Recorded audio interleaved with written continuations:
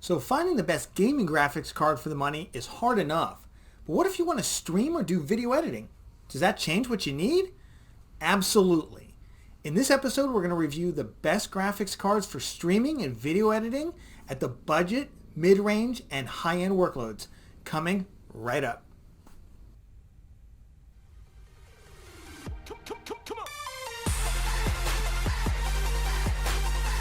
Hi, I'm Jason with PC Builder. Welcome to part 2 of Best Graphics Cards for the Money. In part 1, we reviewed the best gaming graphics cards for the money. And if you haven't seen it, it's up somewhere right around there in the card. But if your primary purpose is either streaming or video editing, we've got a very different set of graphics cards for you. We're going to go through why these differences exist, then review and make recommendations for each of the workloads for both streaming and video editing. First, I want to say thank you to everybody who's supporting the channel. We're up well over 120 subscribers now. We're a brand new channel. This is our 5th episode. So if this is the kind of content you want to see for ordinary PC builders, please help us out. Like, subscribe, and click the bell icon as well. That keeps us running and keeps us going. Okay, so let's talk a little bit about AMD cards versus Nvidia cards when it comes to streaming and video editing. So AMD fans, I got some bad news for you. If you're an AMD fan hoping I'm going to tell you that AMD's new cards and their updated 2020 Adrenaline drivers and software have closed the gap with Nvidia, well, you're going to be really disappointed.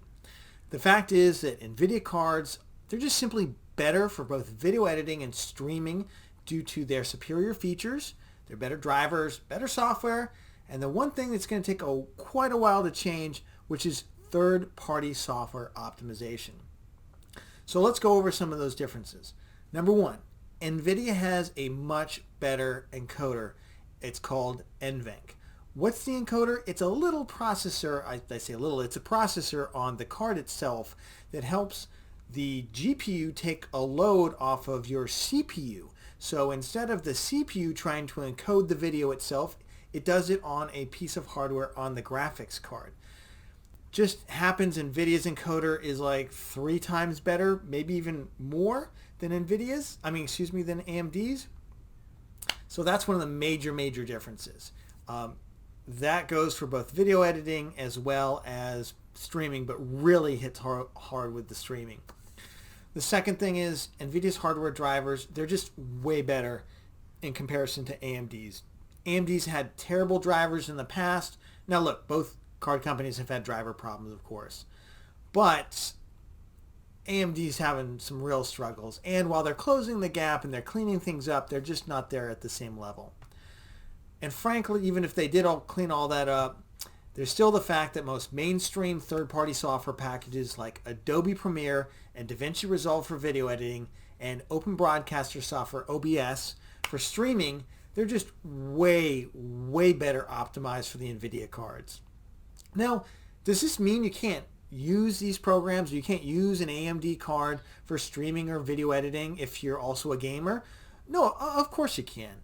But if video editing or streaming is like your main jam, that's the reason this computer kind of exists, your best options are going to be by far Nvidia. Let's talk about building your video editing PC. How important is the graphics card? Is that the component you should upgrade first? Hell no. No way. The graphics card is probably one of the least important components. Now, it's got to be at a certain level, and you want to get the right graphics card. You don't want to certainly waste your money. But let's talk about the things you should be upgrading in your PC first. Number one, you want a CPU with more cores and more threads. Preferably a 2nd or 3rd generation AMD CPU. We want to get in a Threadripper. We're going to stick on the budget to mid-range people just getting into video editing, especially if you're just dealing with 1080p footage, some 4K, maybe a little bit of graphics or effects in there, but nothing heavy on that. You really want to invest in your CPU. You want to invest, number 2, in your system RAM. I would recommend getting 32 gigabytes of a decent speed 3000, 3200 megahertz RAM or 3600 megahertz if you can find it. Right now, system RAM is very inexpensive compared to just 6 or 8 months ago. So 32 gigs should be the sweet spot you're looking for. Then what else do you want before you upgrade that graphics card? Well, let me tell you, storage. You want faster storage, you want more of it. You're going to be eating storage for breakfast if you start churning out a lot of YouTube videos and things of that nature. So you're going to want a fast scratch drive. That's the drive that your Windows system is on and that you're going to run either DaVinci Resolve or Adobe Premiere on, your program drive. So then you're going to want to probably get at least 2 terabytes of pretty fast traditional hard drive storage for longer term storage, maybe even up to 6, 8, 10 terabytes. You can start getting bigger and bigger drives. Those are the things you want to upgrade before you think about upgrading your graphics card. Okay, finally, before we jump into our video card recommendations for video editing, let's talk a little bit about the differences between DaVinci Resolve and Adobe Premiere.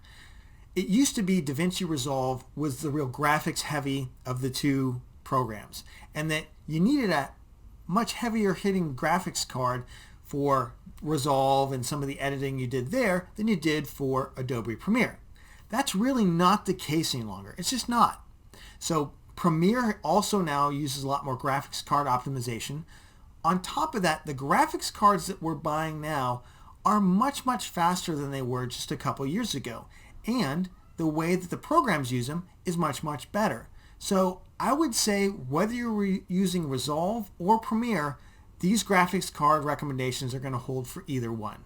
So let's start at the budget level for video editing. If you're primarily working with 1080p video, maybe some 4K footage, but you're primarily pushing it out to a channel like YouTube or some kind of 1080p format, middle amount of graphics and other enhancements, the GTX 1650 Super, the Super, not the non-Super card. The non-Super card is a pile of garbage. The 1650 Super is absolutely going to take care of just about all of your needs. Again, upgrade the memory, the CPU, the storage first before you think about getting a better graphics card. You can find this card for about $160. You get all of the advantages of Nvidia, better drivers, better NVENC encoder, etc., etc. And frankly, this is a fantastic card even for 1080p budget level gaming. So I strongly recommend this card if you're just starting out, if you're not quite sure where you're going to be, and if you don't do this for a living just yet. Now that being said, if you want to go up the ladder on the cards, you can, of course, go to the next level, which would be to get a GTX 1660 non-super card. You can generally find these cards. This one right here after rebate is $195. You can find them on Newegg. You can find them on Amazon for just about the $200 mark. But if you want to go up just a little higher, which is what I would recommend, I would go with a GTX 1660 Super card. Yeah, and if you're confused at how many price points Nvidia has cards for, you're not alone, trust me.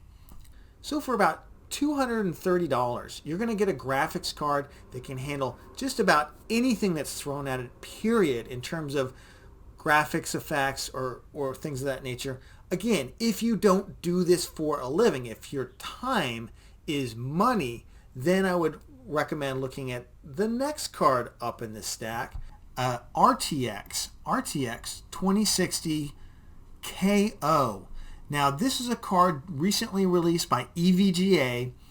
It's a little different than the other 2060s in that Gamers Nexus did some testing and they found that this is actually a downbend 2080.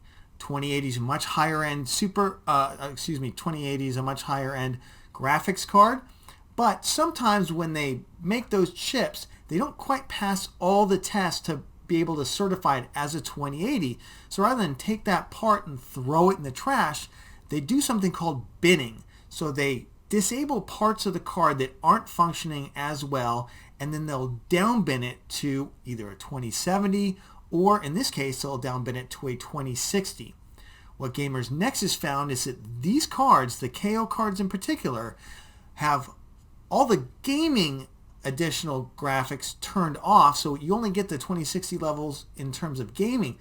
But for productivity workloads like video editing and graphics editing, these cards are anywhere from 25 to 45% faster than similar 2060s. So if you're looking to get a no compromises card, this is the card for you. The the RTX 2060 KO Gaming. Again, if you're confused by all the namings and the fact that Nvidia's got a graphics card for like every $5 price point, join the club. So are we all.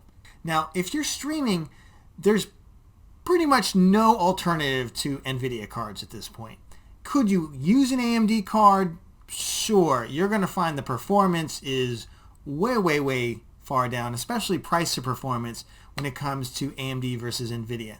So at the very bottom tier, if you are looking to stream at 1080p resolution in 60 frames per second while gaming and you don't have a second computer set up dedicated to stream, that's what top-end streamers really do. But if you're just getting started out, you've got one computer that you can afford, and you want a graphics card where you're going to be able to play games in 1080p, 60 frames per second, primarily titles like Fortnite, Call of Duty, Overwatch, things of that nature, and you want to stream it via Twitch or YouTube gaming, I'm going to recommend that you get the GTX 1660 Super.